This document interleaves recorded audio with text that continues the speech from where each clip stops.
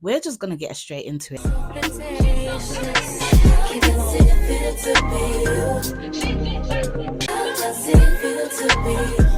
Hi, my darlings, and welcome back to the channel. We're just going to get straight into it. I'm not even going to give you no little mini intro, whatever. Listen, let's get straight into it. Here's how we can be doing healthy and balanced productivity. Let's go. The first thing that we need to be doing, okay, you don't have to do it in this particular order, but these are the things that you should be doing. The first thing, set clear goals. How can you do anything without setting any type of goals? Set clear goals for yourself in order to be productive. You need to plan and organize in order for your days to be productive, in order for the hours that you have to work on whatever it is you're working on to be productive in a way where it's balanced, in a way where it's healthy and it's not overwhelming for you, you know? So by setting clear goals, you can do this using the SMART acronym, which is specific, measurable, achievable, relevant, and time-bound goals. So take some time out, have a look, see what you want to do for the day. And this doesn't have to be like goals for the whole year. I mean, if you want to do that for that. But I'm talking about just goals for the day. Maybe like 2 to 3 goals for the day that you're trying to hit, or goals for the week if it's per day is too much for you. So set clear goals. That helps you to have a more balanced, not too much pressure, but still getting your shit done kind of, productivity that we want. The next one is, if you see me looking down here, my laptop is here. The next one is prioritizing tasks using the Eisenhower matrix.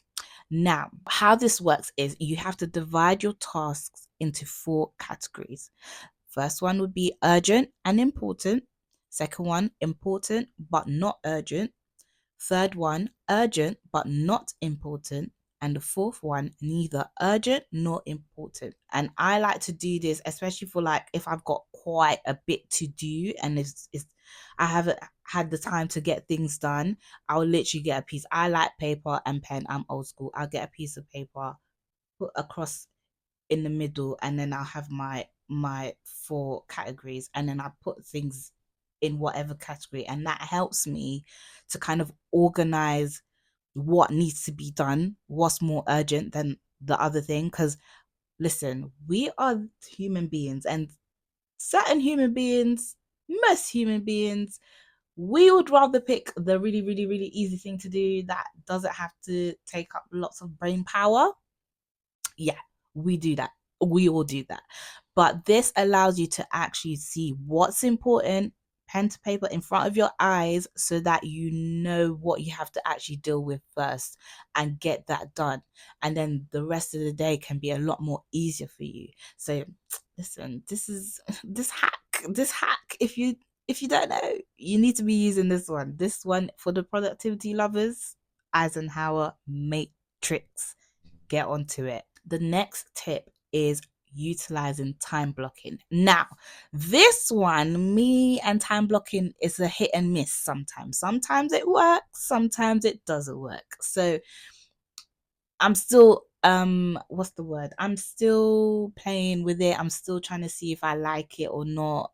I do try to use it where I can, but yeah, it's 50-50 for me. But if this works for you, this works for you. So time blocking is allocating specific blocks of time for different tasks throughout your day. So let's say, for example, if you're working from home baddie, okay, because I used to work from home back in the day, not too long ago, but I used to work from home. So I would organize my day like this, because otherwise I'm just loud, just doing whatever throughout the day, and it's not productive.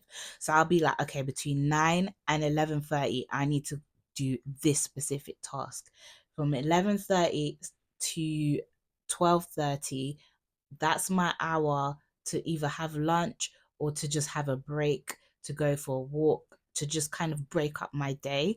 And then from 12:30, let's say for example I went for a walk, 12:30 to 1:30 will be lunch. Or if I feel like I wanted an early lunch and I do it between 11:30 and 12:30, 1:30, I'm back to working again on whatever it is that I need to work on. So time blocking helps you do that. Now, because now I do not work from home, I have a 9 to 5 currently, whilst working on other things. If you see my old videos, you know what I'm talking about. But yeah, I currently have a 9 to 5. So time blocking for me is kind of difficult, but I try to use it in my morning routine where I can. Like, let's say, for example, in the morning, because I start at work at 9, I'm trying to get to the gym. It sounds ridiculous, but I'm at the gym for like 4:30 or 5 in the morning. Yes. Was I a morning person? No. Am I a morning person? Still not.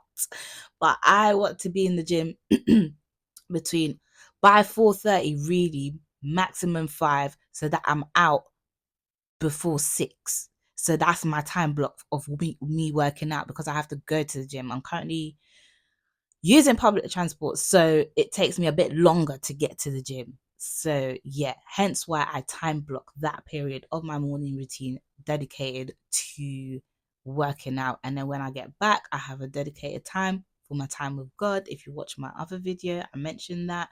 And then yeah, etc. etc. So time blocking works. Okay. Healthy and balanced productivity looks like taking regular breaks. Come on, for the serial entrepreneurs out there, okay? And for the serial people who just work without taking a break.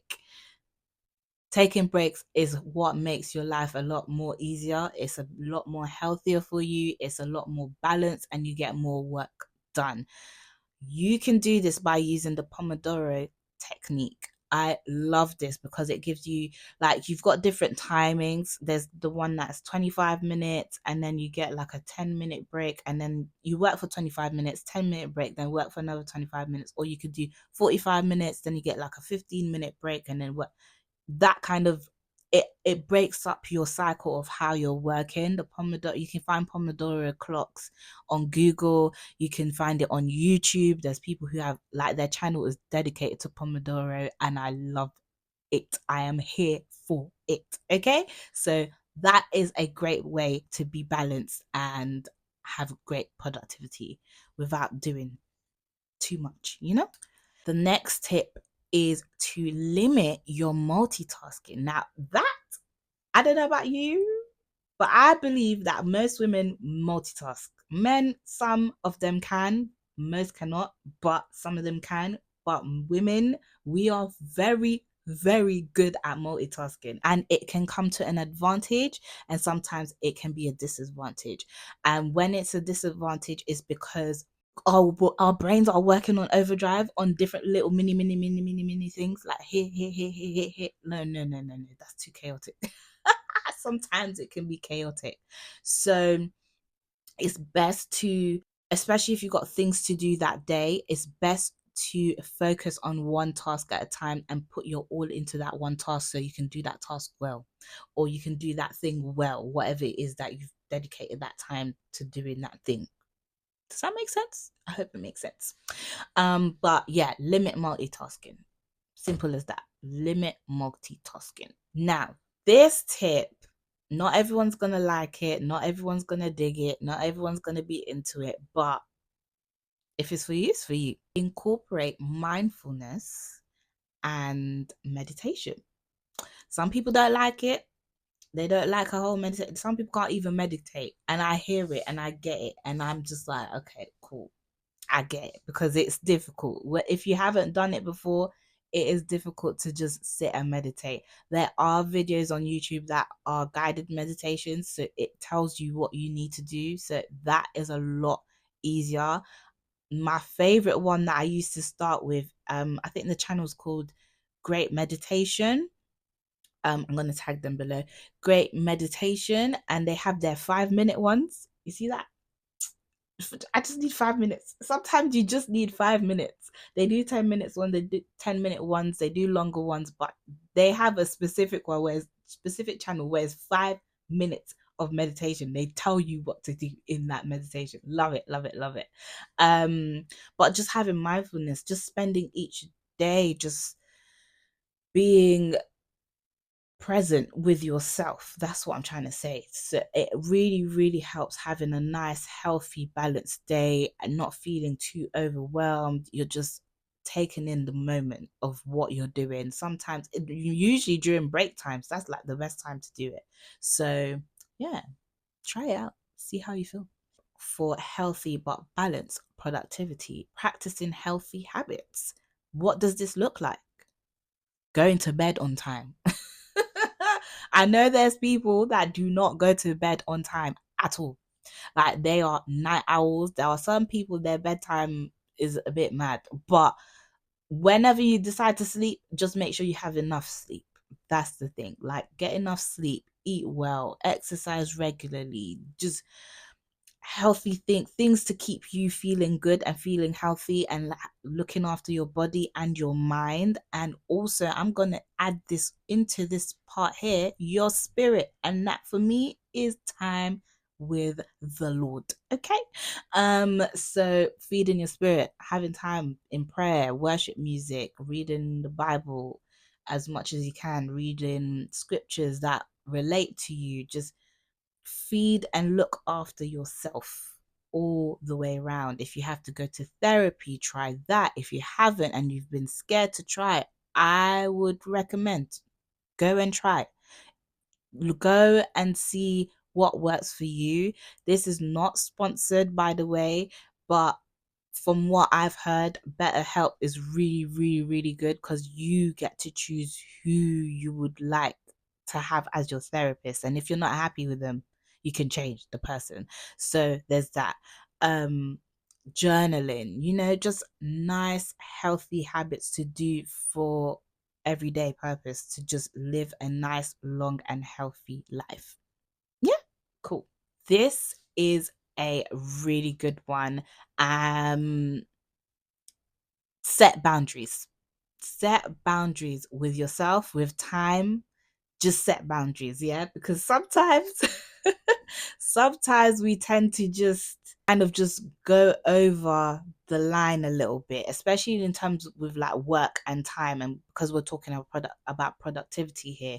Sometimes, especially if we're passionate about something like a project that we're working on or a task that we're working on and we're trying to get right. If you're a perfectionist, this is you. If you're a perfectionist, this is you right here. Sometimes the boundaries with time, you don't stop. You just carry on working, working, working, working. It's not good for you. You need to have a time to be like, right, by this time, that's it. Switch off. No more work.